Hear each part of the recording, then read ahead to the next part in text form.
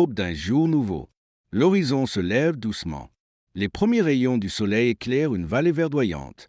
Des hommes et des femmes, habillés de peaux animales, se réveillent dans des huttes faites de branchages. Les enfants jouent près de la rivière et des groupes se forment autour du feu central où des femmes préparent le repas du jour. L'humanité était encore jeune et le monde primitif, vaste et sauvage.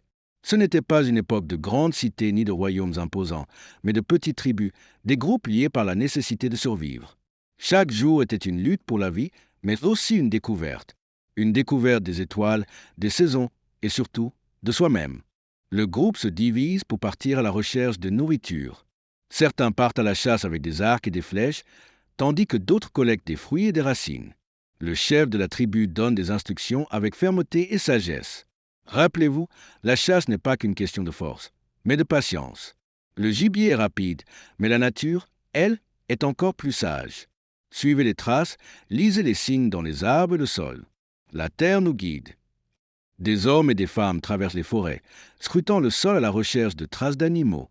Leurs visages sont concentrés et chaque mouvement est calculé. Chaque jour, la chasse était une épreuve de persévérance et de stratégie.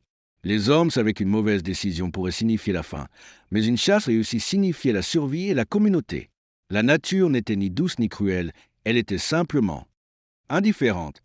Le soir tombe et la tribu se rassemble autour du feu central. L'odeur de la viande grillée emplit l'air. Les femmes racontent des histoires, tandis que les hommes chantent des chants tribaux. Les enfants écoutent, fascinés par les récits. Le feu danse dans la nuit, un symbole de chaleur et de protection. Autour du feu, les hommes et les femmes transmettaient leur savoir. Les histoires n'étaient pas seulement un divertissement, mais une manière de préserver la mémoire, d'enseigner aux jeunes les lois de la nature et les règles de la survie. Le feu était leur lumière, leur espoir et leur mémoire. Nous sommes les enfants du feu. C'est à lui que nous devons notre force, et c'est à lui que nous rendons hommage chaque nuit. La terre, le ciel et le feu sont nos alliés, et ensemble, nous survivrons. Le lendemain matin, un membre de la tribu est gravement blessé. Un groupe de guérisseurs se rassemble autour de lui, préparant des remèdes à partir des plantes locales. Ils travaillent avec calme et précision, utilisant les connaissances transmises par les anciens. La nature nous donne tout ce dont nous avons besoin. Chaque racine, chaque herbe, chaque arbre a un rôle à jouer. Mais la guérison ne vient pas seulement des plantes. Elle vient de la force de la communauté, du soutien mutuel. Le blessé est soigné, mais il faudra des jours avant qu'il ne se rétablisse complètement.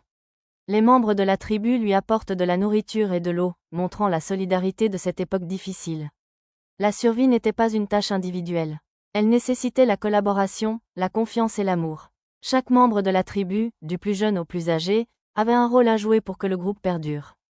L'humanité n'était pas seulement une question de pouvoir ou de conquête, mais de soin et d'unité. Le monde change chaque jour. Les saisons passent, les animaux migrent, et les étoiles dans le ciel nous rappellent que nous sommes tous liés. Nous devons écouter la terre, respecter la nature et honorer les ancêtres.